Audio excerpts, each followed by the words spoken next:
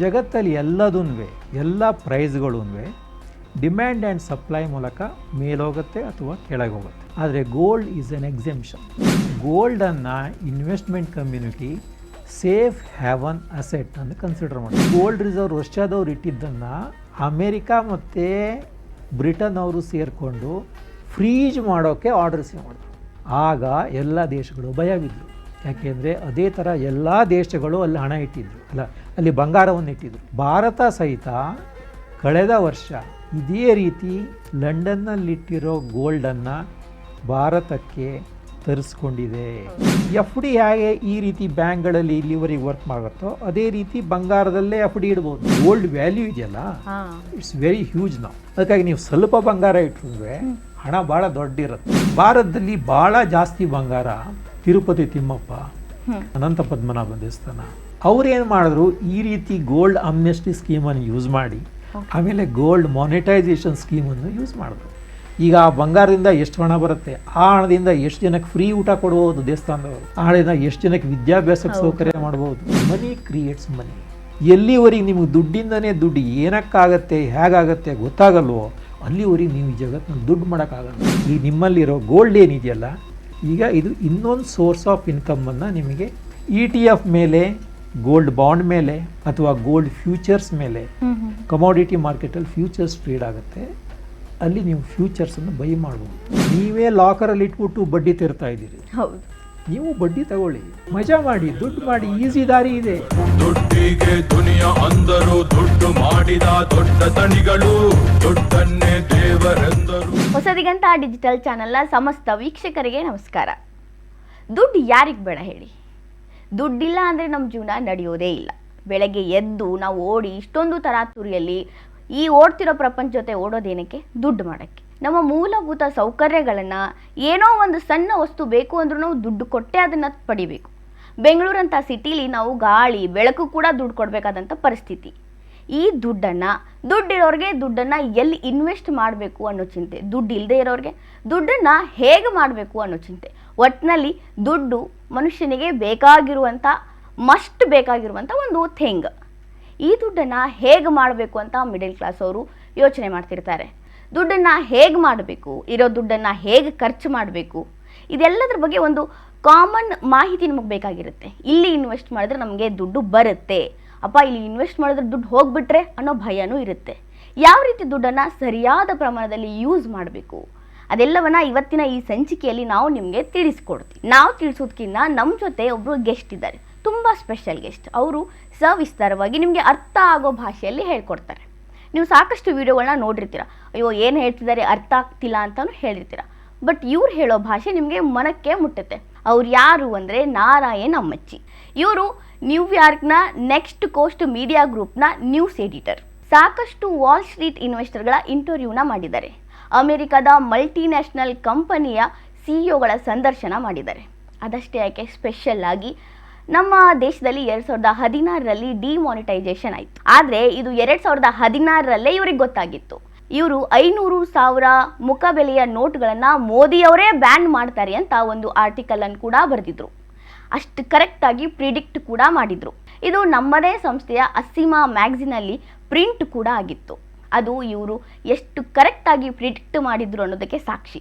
ಇವತ್ತು ಇವರು ನಮ್ಮ ಜೊತೆಗಿದ್ದಾರೆ.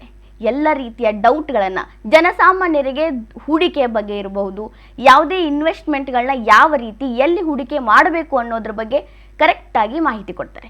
ಮತ್ತು ಇನ್ಯಾಕ್ ತಡ, ಬನ್ನಿ ಅವ್ರನ್ನ ನಮ್ಮ ಕಾರ್ಯಕ್ರಮಕ್ಕೆ ಸ್ವಾಗತಿಸೋಣ. ಸರ್ ನಮಸ್ಕಾರ, ಸ್ವಾಗತ ಸರ್. Thank you sir. ಚಿನ್ನ ಭಾರತೀಯರಿಗೆ ಅಚ್ಚುಮೆಚ್ಚು, ಅದರಲ್ಲೂ ಭಾರತೀಯರ ಚಿನ್ನವನ್ನು ತುಂಬ ಪ್ರೀತಿಸ್ತೀವಿ. ಹೆಣ್ಮಕ್ಳು ಚಿನ್ನ ಅಂದರೆ ಪಂಚಪ್ರಾಣ. ಅದರಲ್ಲೂ ಮದುವೆ ಅದು ಇದು ಕಾರ್ಯಕ್ರಮಗಳಿಗೆ ಚಿನ್ನ ತುಂಬ ಮುಖ್ಯ, ಭಾರತೀಯ ಸಂಪ್ರದಾಯದ ಪ್ರಕಾರ ಕೂಡ. ಈಗಿನ ಪರಿಸ್ಥಿತಿಯಲ್ಲಿ ಚಿನ್ನ ಹೆಂಗಾಗಿದೆ ಅಂದರೆ ಆಕಾಶದ ಎತ್ತರಕ್ಕೆ ಹೋಗುತ್ತೆ, ಕೆಳಗೆ ಬರೋದೇ ಇಲ್ಲ. ಅಲ್ಲೇ ಬಂದರೂ 1-2 ಸ್ಟೆಪ್ ಬರುತ್ತೆ ಮತ್ತೆ ಹೋಗುತ್ತೆ. ಹೀಗಿರುವಾಗ ಚಿನ್ನದ ಮೇಲೆ ಇನ್ವೆಸ್ಟ್ ಮಾಡಬೇಕಾ ಅಥವಾ ಇರೋ ಚಿನ್ನನ ಮಾರಬೇಕಾ? ಬಿಡಪ್ಪ ಚಿನ್ನ ಇರೋದನ್ನ ಇಟ್ಕೊಂಡು ಕೂತ್ಕೊಳ್ಳೋಣ ಅನ್ಬೇಕಾ?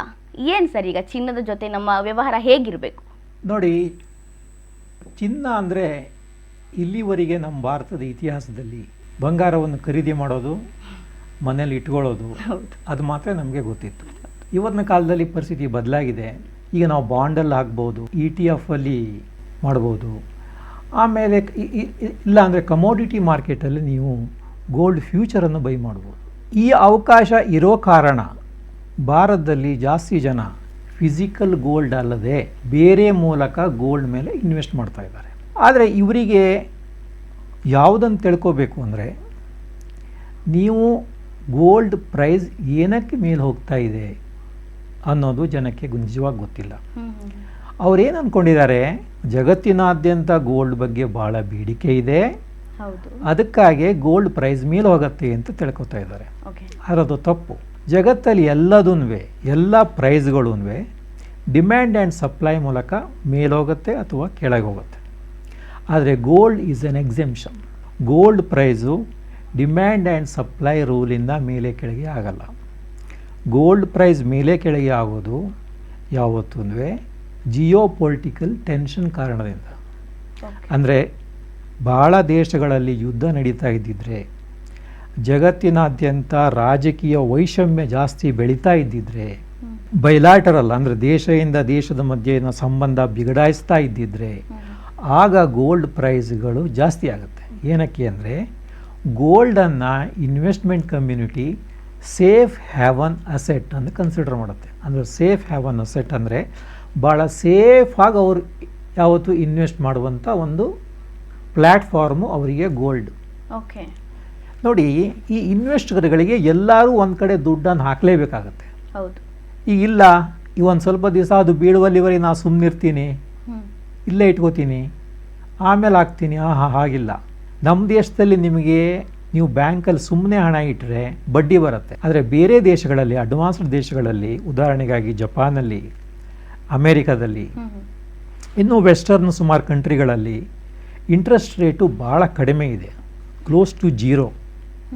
ಅಂದರೆ ಅಲ್ಲಿ ನೀವು ಡಿಪಾಸಿಟ್ ಇಟ್ಟರೆ ಬ್ಯಾಂಕಲ್ಲಿ, ಅಲ್ಲಿಂದ ನಿಮ್ಗೆ ಯಾವುದೇ ಒಂದು ಹಣ ಬರಲ್ಲ.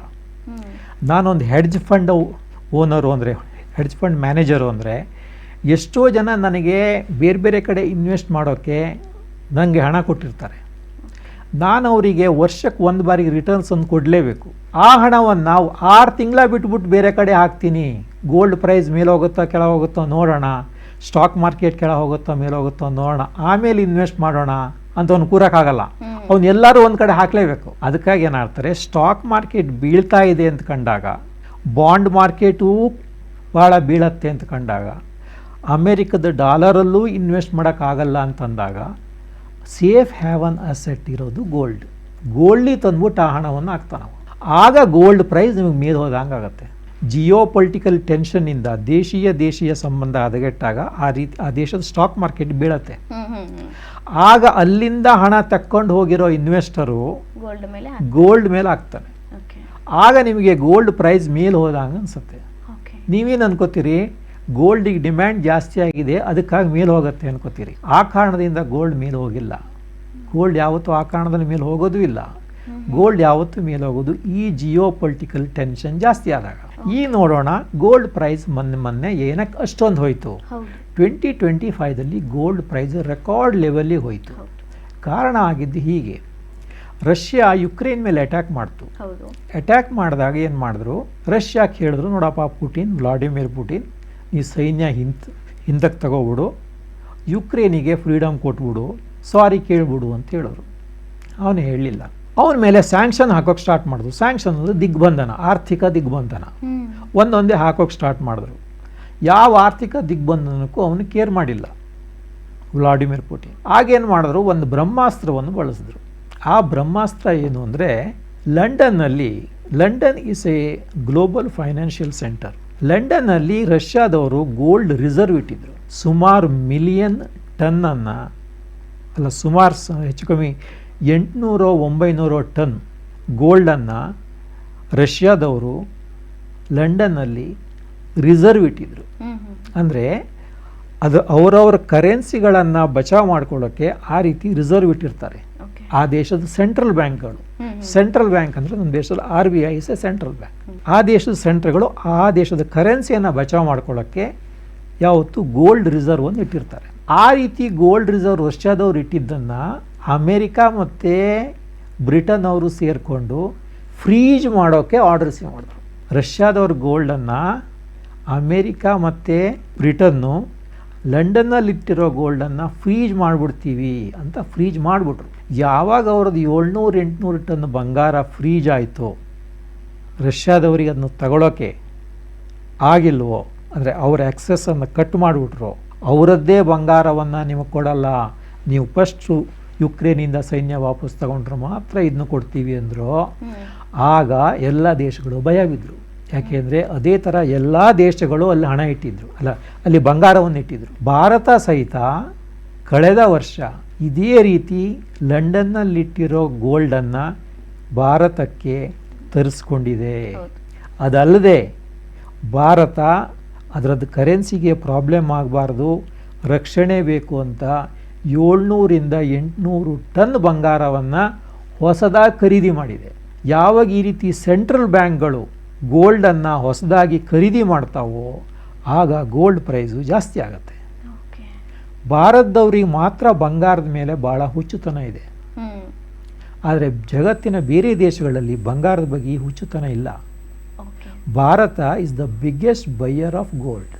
ನೀವು ಫಸ್ಟ್ ಟೈಮ್ ನಮ್ಮ ಹತ್ರ 5 kg ಬಂಗಾರ ಇದೆ, ನನ್ನ ತಾತ ಮುತ್ತಾತ ನಮ್ದು ಯಾವುದೋ ಪೂರ್ವಜರು ಮಾಡಿಟ್ಟಿದ್ದು ಬಂಗಾರ ಅಂತ ಹೇಳಿ ನೀವು ₹1 ಟ್ಯಾಕ್ಸ್ ಕೊಡಬೇಡಿ, ಡಿಕ್ಲೇರ್ ಮಾಡಿ, ನೀವೇನು ದುಡ್ಡು ಕೊಡಬೇಡಿ.